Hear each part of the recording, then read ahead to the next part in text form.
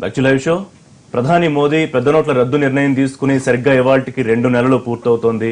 ఈ 2 నెలల్లో పరిస్థితి ఏ విధంగా ఉంది? రెండు యాంగిల్స్ లో చూసుకుంటే, ఒకటి భారత ఆర్థిక వ్యవస్థ ఎటువంటి పరిస్థితుల్లో ఉంది, రెండోది 50 రోజులు తనకి సహకరిస్తే 50 రోజుల తర్వాత మీరు కలల కన్నా భారత్ ను తిరిగిస్తానన్న ప్రధాని మాటలు ఎంతవరకు నిజమయ్యే దిశగా వెళుతున్నాయి? 60 రోజులు అవుతున్న భారత ప్రజల కష్టాలు తగ్గాయా?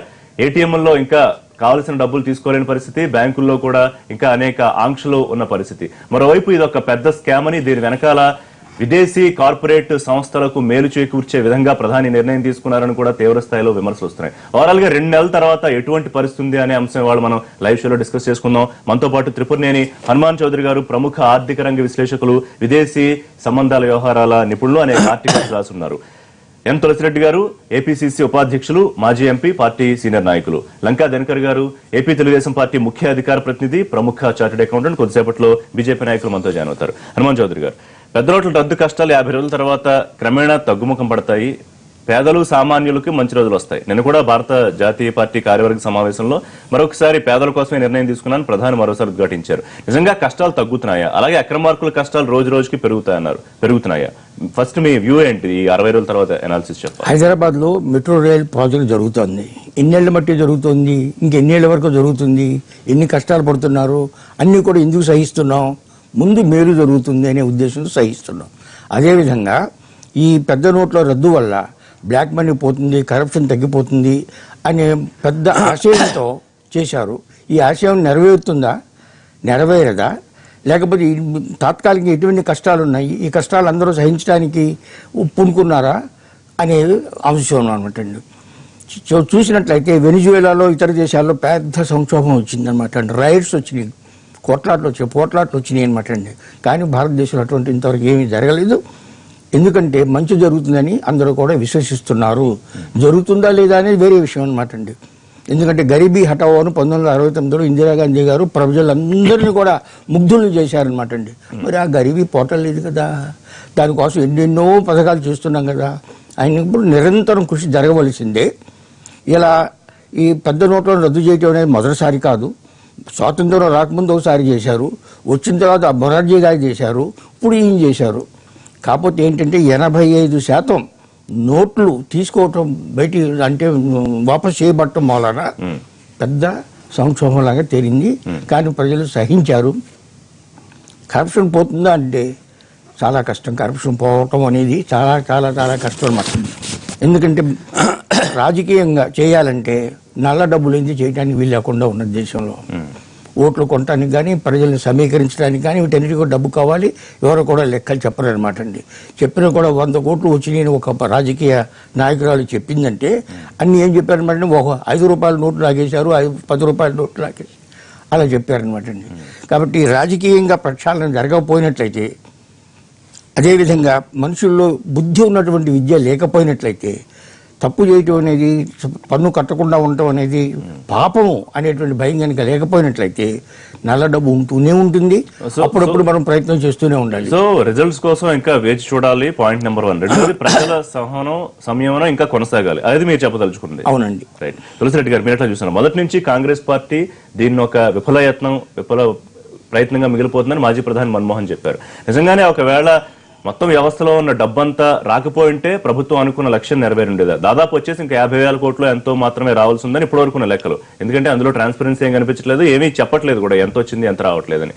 ఇంకొక ముఖ్యమైన అంశం ఏంటంటే, దీని వెనకాల అమెరికా హస్తం ఉందా, వాషింగ్టన్ హస్తం ఉందా అన్నట్టుగా నిన్న అంటే యుఎస్ ఎయిడ్ అనే సంస్థ ఏసియా పసిఫిక్ రీసెర్చ్.com లో ఈ మొత్తం వ్యవహారం వచ్చింది. అంటే కేవలం అమెరికా కార్పొరేట్ కంపెనీలకు, ఆర్థిక సంస్థలకు మేలు కోసమే ప్రధాని నిర్ణయం తీసుకునేలాగా వాళ్ళు ఫోర్స్ చేశారని. అటువంటి యాంగిల్ ఏమైనా ఉండే అవకాశం ఉంటుందా? ఇప్పుడు ఒక విద్యార్థి పాసా ఫెయిలా అనేది తెలిసేది అతనికి వచ్చిన మార్కులు. కట్ ఆఫ్ మార్కులు 35 కన్నా ఎక్కువ వస్తే పాసు, తక్కువ వచ్చే ఫెయిల్. అదేవిధంగా ఈ పెద్ద కరెన్సీ నోటు రద్దు, పాసా ఫెయిల్ అనే దానికి 50 రోజుల తర్వాత, ఈరోజు 60వ రోజు, ఏటీఎంల దగ్గర, బ్యాంకుల దగ్గర ఉన్న క్యూలు నిదర్శనం. నవంబర్ 8కి ముందు ఏటీఎంల దగ్గర క్యూలు లేవు, బ్యాంకుల దగ్గర క్యూలు లేవు. నవంబర్ 8 తర్వాతనే ఈ పరిస్థితి వచ్చింది. 50 రోజుల తర్వాత ఆ పరిస్థితి ఉండదు అని చెప్పారు. కానీ ఇప్పటికీ ఏమాత్రం వచ్చేసి బ్యాంకుల దగ్గర, ఏటీఎంల దగ్గర క్యూలు తగ్గలేదు. కాబట్టి అది ఫెయిల్ అయినట్టుగా అని అర్థమవుతుంది. ఈ నేపథ్యంలో ప్రజల కష్టాలేమి, ఆర్థిక పరిస్థితి ఏమి, మూడోది మీరు చెప్పినటువంటి ఏమైనా ఆర్థిక కుంభకోణం. ఈ కోణంలో ఆలోచిస్తే ఫస్ట్ ప్రజలకు సంబంధించి పొలాల్లో పనిచేయాల్సిన రైతులు బ్యాంకుల దగ్గర ఉన్నారు, కర్మాగారాల్లో ఉండాల్సిన కార్మికులు బ్యాంకుల దగ్గర ఉన్నారు, కార్యాలయాల్లో ఉండాల్సిన ఉద్యోగులు బ్యాంకుల దగ్గర ఉన్నారు, విద్యాలయాల్లో వచ్చిన విద్యార్థులు ఇక్కడ ఉన్నారు, వ్యాపారాలు చేసుకోవాల్సిన వ్యాపారస్తులు ఇక్కడ బ్యాంకుల దగ్గర, ఏటీఎం దగ్గర ఉన్నారు. అంటే ఓవరాల్గా ఇదే దినచర్య అయిపోయింది. వాళ్ళ దినచర్య పోయి, అంటే దీని వలన మేనవర్స్ అక్కడ పని చేసుకోవాల్సిన వాళ్ళు పని ద్వారా ప్రొడక్షన్, అది మేనవర్స్ ద్వారా ఇక్కడ అనవసరంగా వచ్చేసి ఇది వాళ్ళకి వ్యక్తిగతంగా నష్టము, కుటుంబాలకు నష్టము, ఓవరాల్గా దేశానికే నష్టం అనే విధంగా జరుగుతూ ఉంది. ఇంకా రెండవది దాని పర్యవసానాలు, సోషల్ ఎఫెక్ట్స్. తర్వాత వచ్చేసి కొన్ని ఇప్పుడు పెళ్లిళ్ళు ఉన్నాయి, అనేక పెళ్లిళ్ళు పోస్ట్పోన్ చేయడం కానీ లేకుంటే ఆగిపోవడం కానీ జరిగిన సందర్భాలు చూస్తున్నాం. కాబట్టి ఇది ప్రజలకు సంబంధించినటువంటి నష్టాలు. ఇంకా ఆర్థికంగా సంబంధించినటువంటి, మరి పేపర్లో ఏదో మధ్యప్రదేశ్, ఉత్తరప్రదేశ్ పెరిగింది అంటున్నారు. నాకు తెలిసి మన 2 రాష్ట్రాల్లో కానీ అనేక రాష్ట్రాల్లో దీంట్లో రాష్ట్రానికి రావాల్సిన రెవెన్యూ వచ్చేసి రూపాయి రాక ప్రధానంగా 4 మార్గాలు. 1 VAT, 2 excise, 3 stamps and registration, 4ది మోటార్ వెహికల్ ట్యాక్స్. ఇది ట్యాక్స్ రెవెన్యూ. ఇవన్నీ కూడా సర్క్యులేషన్ మీద ఆధారపడినట్టు. వ్యాట్ అనేది కొనుగోళ్లు, అమ్మకాలు జరిగితేనే తద్వారా గవర్నమెంట్కి వస్తుంది. అదేవిధంగా మిగతా 4 విషయాలు కూడా నాకు తెలిసి మన ఆంధ్రప్రదేశ్కు సంబంధించినటువంటి ఆ మెయిన్ వచ్చేసి ఆర్థిక శాఖలో ఉన్నటువంటి ఆయనే ఈ యొక్క నవంబరు, డిసెంబర్, మార్చి వరకు దాదాపు 40 to 50% రూపాయి రాక తగ్గిపోతుంది. తర్వాత అది గ్రాజువల్ గా ముందు 50%, మళ్ళీ 40%. ఈ డిసెంబర్తోనే యాక్చువల్ గా నవంబర్ 8న స్టార్ట్ అయింది. ఇప్పుడు నవంబర్ ఎఫెక్ట్ డిసెంబర్లో కనపడుతుంది, డిసెంబర్ ఎఫెక్ట్ జనవరిలో వస్తుంది. ఇది గ్రాజువల్ గా తగ్గుతుంది. కానీ డిసెంబర్ ఎఫెక్ట్ నవంబర్ 8 కాబట్టి ముందు 8 రోజులు పోయింది.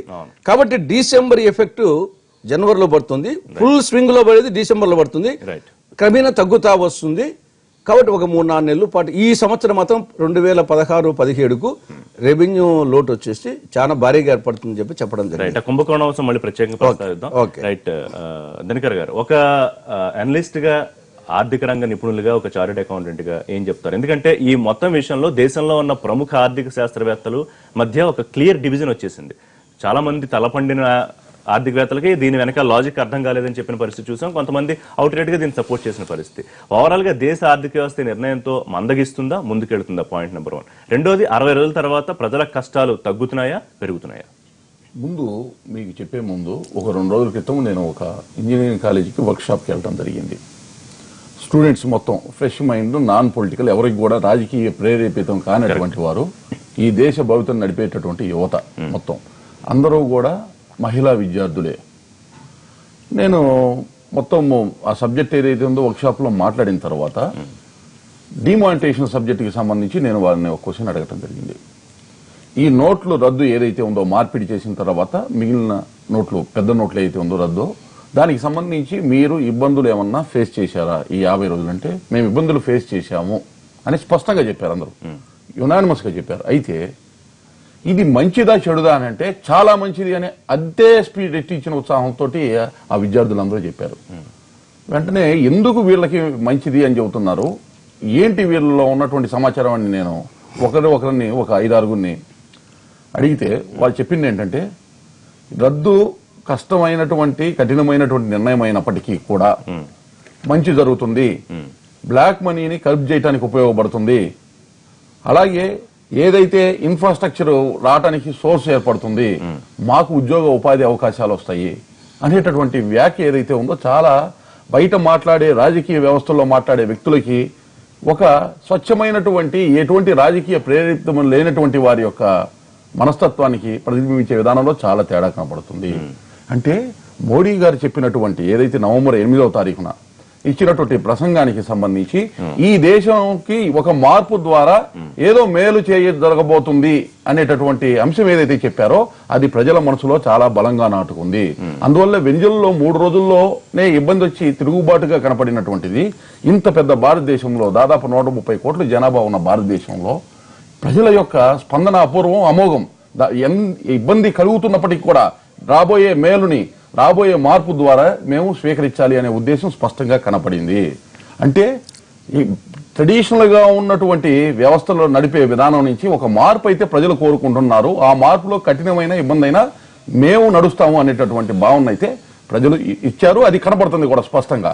అయితే ప్రధానమంత్రి గారు ముఖ్యంగా నవంబర్ 8న ఎప్పుడైతే ఈ డిమానిటైజేషన్ గురించి చెప్పేటప్పుడు ముఖ్యంగా 4 అంశాలు ప్రస్తావించారు.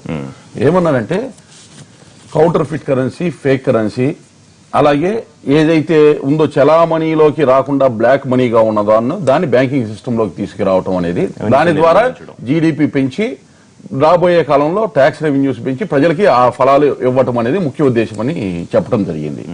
దానిలో భాగంగా ఆయన డిమానిటైజేషన్ ప్రాసెస్ మొదలుపెట్టిన తర్వాత దీన్ని క్యాష్లెస్ అనేటటువంటి ట్రాన్సాక్షన్స్ ద్వారా డిజిటలైజేషన్ చేయడం ద్వారా బ్యాంకింగ్ సిస్టమ్ తో చేస్తే ఎక్కువగా అన్అకౌంటెడ్ మొత్తం కూడా అకౌంట్ లోకి వస్తుంది అనేటటువంటి విధానంతో ముందుకు వెళ్ళడం జరిగింది. దాదాపు 20% నుంచి 25% వరకు జీడిపిలో ఏదైతే అన్అకౌంటెడ్ మనీ ట్రాన్సాక్షన్స్ వల్ల ఎఫెక్ట్ అవుతుంది. ఇది చాలా పెద్ద 20 నుంచి 25% అని అంటే ఒక్కొక్క శాతం 4 నుంచి 5 సార్లు టర్న్ ఓవర్ అయితే జీడిపికి ఎంత ఎఫెక్ట్ అవుతుంది అనేది ఒక క్యాలిక్యులేషన్. దేశంలో ఉన్న తలపడిన ఆర్థిక శాస్త్రవేత్తలు ఈ అంచనాన్ని పసిగట్టలేకపోయారు. ఎందుకు వాళ్ళ మధ్య ఒక క్లియర్ డివిజన్ వచ్చింది? ఎందుకు దీన్ని అనాలోచిత చర్యని కొంతమంది ఆర్థిక శాస్త్రవేత్తలు వ్యాఖ్యానించారు? ఇక్కడ 2 అంశాలు ఉన్నాయి. ఒకటి, ఏదైతే చెయ్యాలి ఈ సిస్టమ్ లో మార్పు తీసుకురావాలనే ఉద్దేశం ఏదైతే ఉందో దాని దగ్గర ఎవరో కూడా ఎటువంటి మనస్పర్ధలు లేకుండా ఆహ్వానించినటువంటి మాట వాస్తవం. ఇంత పెద్ద నిర్ణయం తీసుకునేటప్పుడు ముందస్తు చర్యలు ఏ అవసరమో అవన్నీ తీసుకొని ఉండాలి అనేటటువంటిది అందరి యొక్క అభిప్రాయం. ఏంటంటే ముఖ్యంగా యాక్షన్ ఇట్ సెల్ఫ్ అంటే పెద్ద నోట్ల రద్దునే లాజిక్ లేని చర్యగా చెప్పిన మాటే అసలు ఇంకోటండి, శాస్త్రవేత్తలు కూడా రకరకాలుగా పార్టీల పరంగా సిద్ధాంతాల పరంగా డివిజన్ అయిపోయినటువంటి వాళ్ళని మనం గమనించవచ్చు. అమర్త్య సేన్ గారు ఏ లెఫ్ట్ భావాలు ఉన్నటువంటి వ్యక్తి, దానిలో ఎటువంటి ఇది లేదు. నోబెల్ వచ్చి ఉండొచ్చు, నోబెల్ ప్రైజ్ వచ్చి ఉంటే వచ్చు.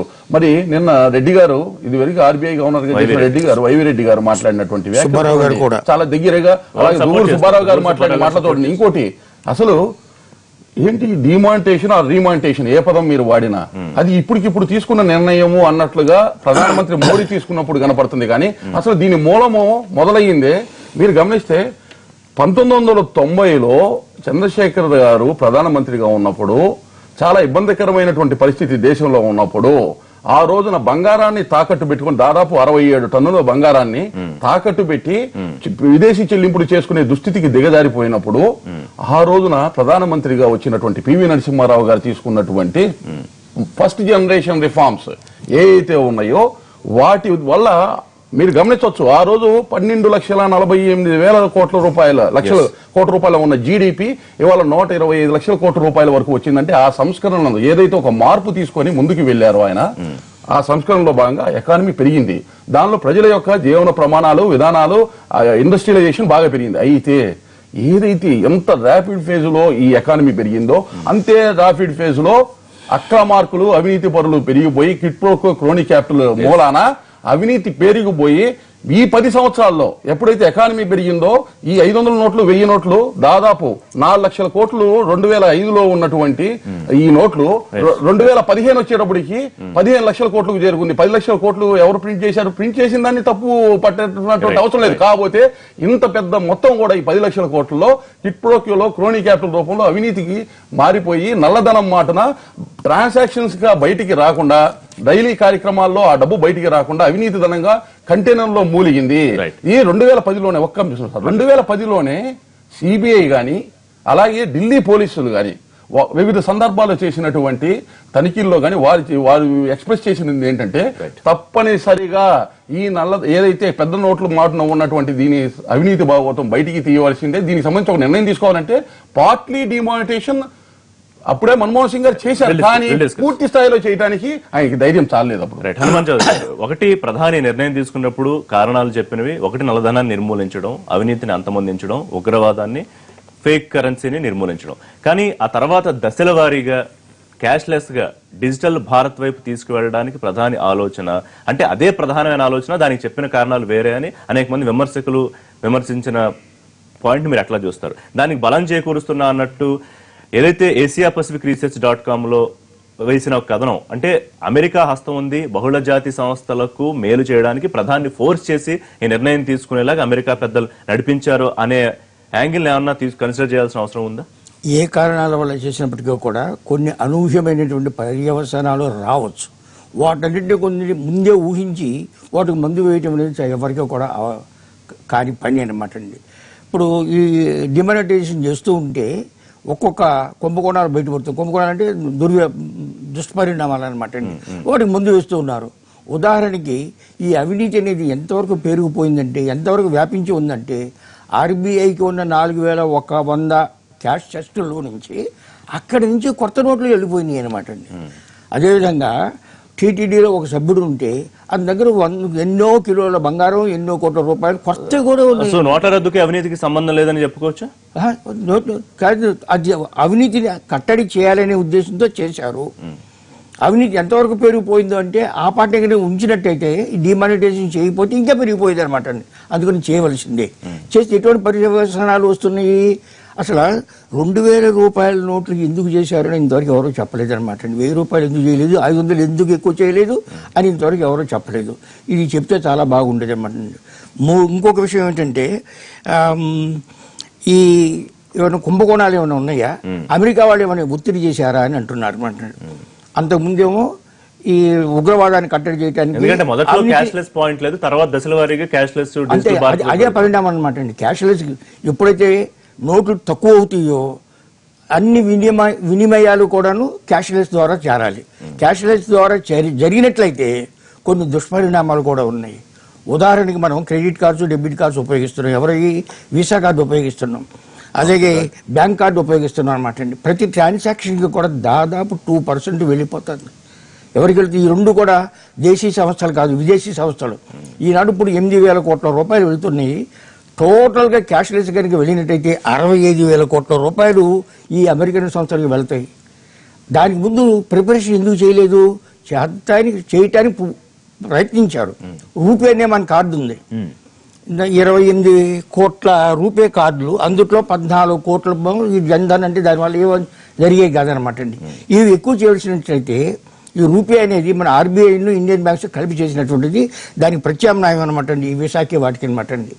దీన్ని మేక్ ఇన్ ఇండియా అన్నట్టుగా పెద్ద ఉద్యమంగా చేసి, ఏదైతే మనం టెలికమ్యూనికేషన్స్లో మనం ఇక్కడ పెట్టాము విప్లవాత్మకమైన చర్యలు, ఎందుకు మ్యానుఫ్యాక్చరింగ్ మన డిజైన్తో, అది ఇప్పుడన్నా చేపడితే బాగుంటుంది అనమాట అండి.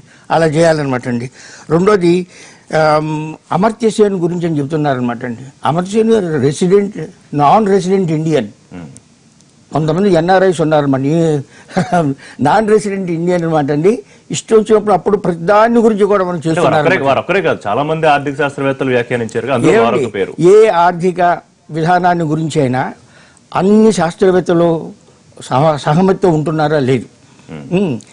బేతరం ఉండాలి. ఈయన బేతరం యొక్క అడ్వకేట్ అనమాట అండి. బేదలే దేవతలుగా ఉండాలి, ఆ బేతరం కోసం ప్రతి చేయాలని చెప్తూ ఉంటాడు అనమాట అండి. అప్పుడప్పుడు భారతదేశానికి వస్తుంటాడు అనమాట అండి. ఇటువంటి వాళ్ళు చాలా మంది ఉన్నారనమాట. కానీ ఆర్థికవేత్తల్లో సిద్ధాంతాల్లో కూడా భేదాలు ఉంటాయి. సుబ్బారావు గారు గొప్పవాడని ఎందుకు అనుకోకూడదు చెప్పండి, అలాగే రెడ్డి గారు ఎందుకు గొప్పకూడదు చెప్పండి.